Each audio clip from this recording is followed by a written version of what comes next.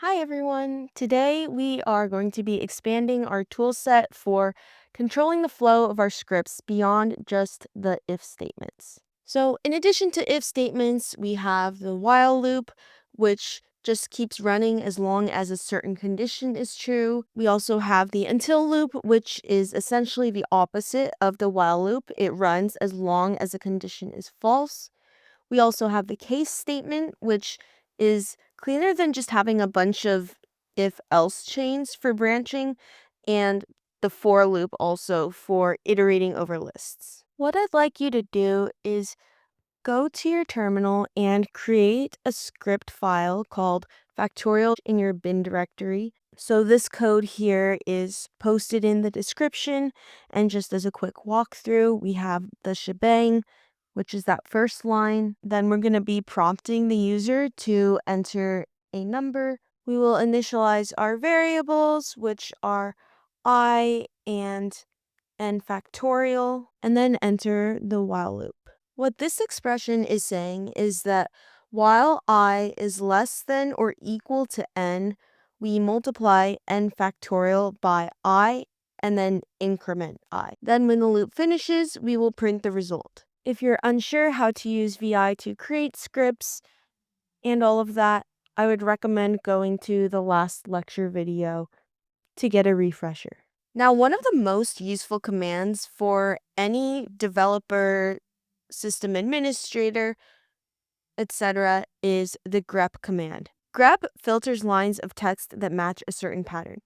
So, for example, if I wanted to find every line containing the word the in a config file, I would run this line right here. But what if I wanted only the word the and not other words that contain the, such as there or then I would use this -w for whole word matching.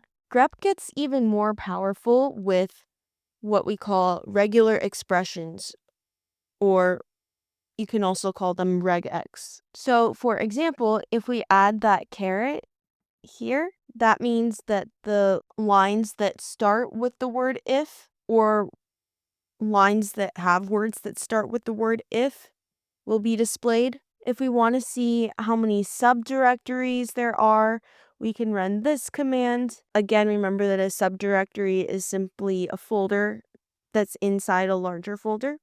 And so we have the D for directory. And then if we want to see how many files we have, we change that to a dash. Here are some specific regex characters that are important to keep in mind. So we have this little asterisk here, which means that we are matching 0 or more of the previous character. We've got this period, which is matching any one character. And then we've got these brackets, which allow us to match a single character from a subset of characters. And depending on what we put in those brackets is what we are matching the single character to. The backward slash or backslash is an escape character.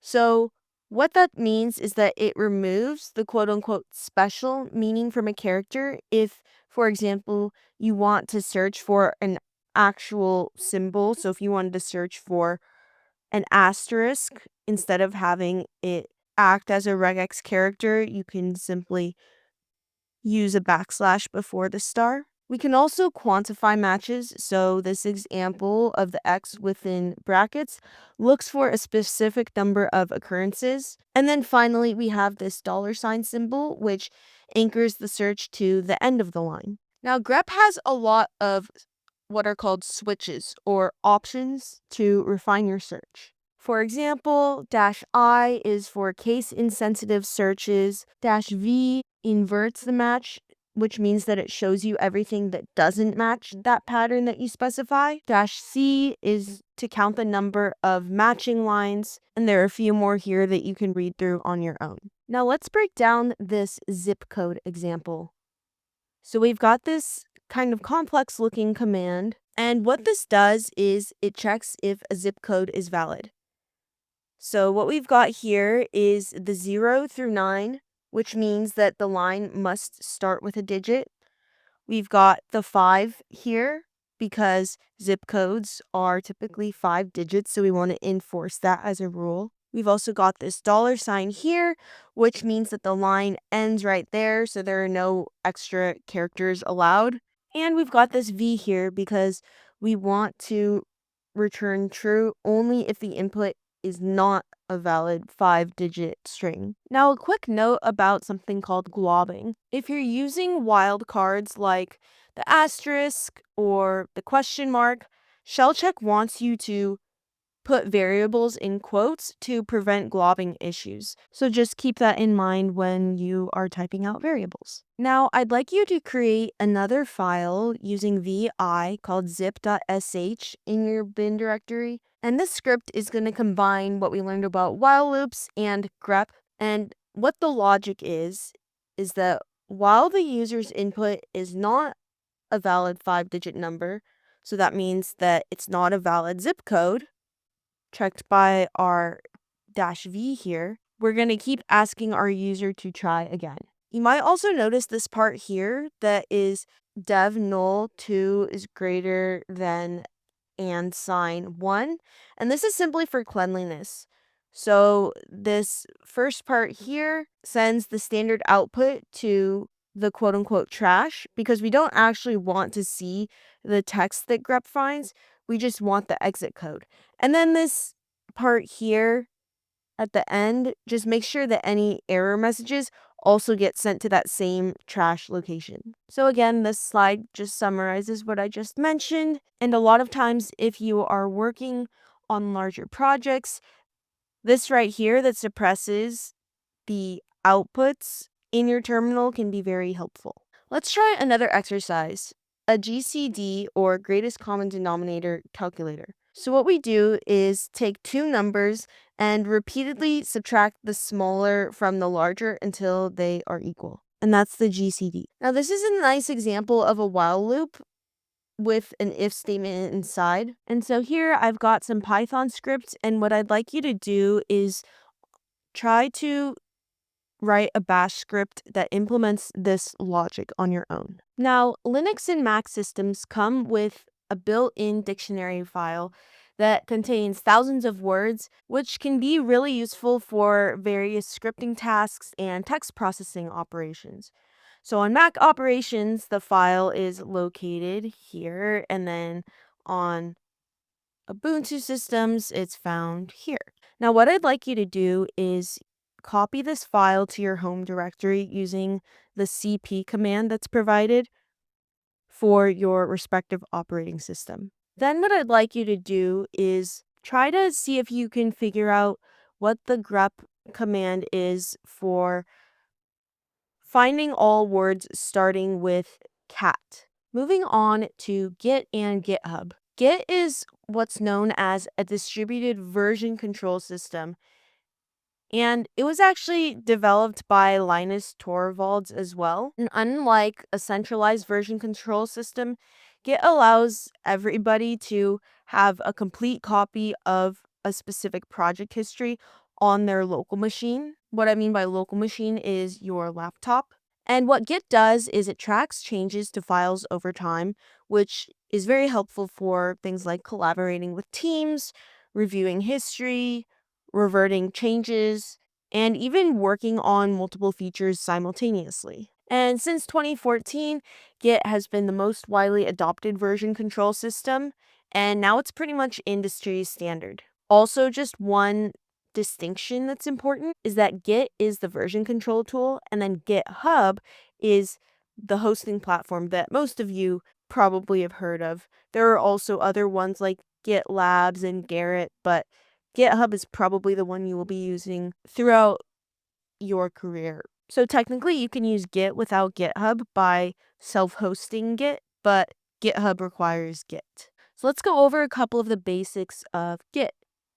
We've got cloning, which is the process of creating a local copy of a remote Git repository. And it's normally the first step that you'll want to take when starting to work on a project. And what happens when you clone a repository is that it's going to create a local repository in the .git directory within your project folder. which contains all of your project history and the metadata associated with the project. We've got the working area, which is where you will actually edit files. Also, if you do have Visual Studio Code installed, oftentimes the working area is a lot easier than trying to go and work on files within your terminal. And I know I mentioned that you can have all of the history of your project, but the working area is the visible directory structure that contains all of the project files in their current state. Then we've got the staging area, which is also called the index. And it's Git's unique feature that allows you to selectively make commits. So you can choose exactly which changes to include in your next commit. So there are three main stages to remember. First, we've got that working directory where you make edits. Then we have the staging area, which is where you temporarily hold selected changes. And then we also have the local repository, which is the permanent record of commits. Now, before using Git, you should verify that it is installed on your system by running git -- version in your terminal.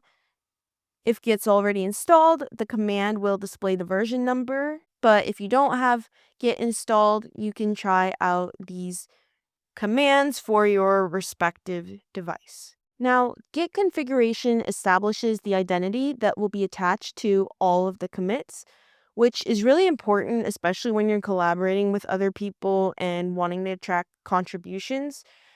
So what you should do is run these lines in your terminal, but replace them with your actual username, which can just be your name, and then your user email. This email should match the email used on your GitHub account for proper attribution. And then we also have the global flag, which means that we're applying these settings to all of the Git repositories on your system, which just makes things a lot easier because you don't have to reconfigure every time you want to use Git. Now, as part of your homework, I would like you to create a username validation script that applies the concepts that we've learned today. And what the script needs to do is validate that when given a username, so when a user types in a username, the username contains only lowercase letters, digits, and underscores. Also, usernames need to start with a lowercase letter, which is actually pretty common in Unix and Linux convention for system accounts. And we also have a length requirement, which is that the username must be between 3 and 12 characters inclusive. And you can also use that zip.sh script that we created earlier as a template and simply modify the regex or regular expression and prompts to validate the usernames as opposed to the zip codes that we had in that file. And then I would also recommend testing out your script once you've created it just to make sure that it catches any invalid inputs and accepts any valid inputs. Now, you've been invited to the Chapman Intro to Nix organization. So what I'd like you to do is log into your GitHub account and go to this link. And in this case, I actually do mean username here because that's the name of the project, so don't replace it with your Chapman username. And then what you're going to want to do is fork a copy of that project, which just creates a personal copy of the repository under your own GitHub account, which allows you to make changes without affecting the original repository. After forking, you should clone your repository, and you can do this through typing git clone and pasting the URL of the repo. We're not going to do this last part of using your personal access token for authentication. Also, if you know how to clone other ways, such as through the VS Code interface, that's completely fine as well. And then after you've successfully cloned, you should cd into the username directory. So again, cd is for changing directories. Now, one more thing on regular expressions. You probably recall that this bracket with the x inside matches exactly x occurrences of the preceding pattern. Now we have the syntax here, which includes x and y, which means that we match at least X but no more than Y occurrences. So, as a hint for the username script, you'll want to use 3 and 12 in those brackets to enforce the minimum and maximum length requirements for the username. Now, this syntax is part of extended regular expressions, which means that you're going to want to use the dash capital E, so uppercase E flag with grep. And then finally, once you are satisfied with the username.sh script, you've tested it, I would also recommend running shell check on it. I'd like you to add the file to the staging area, commit it to the local repository, and push it to GitHub. The final step of this assignment is then to submit the GitHub repository URL. So here are specifically the commands that you'll want to run in order to go through the steps needed to complete this assignment after you're done creating the username.sh script. And then one more thing, which is that I would like you to go to your profile and edit your profile so that you're using your real name. And if you'd like, you can also add a picture.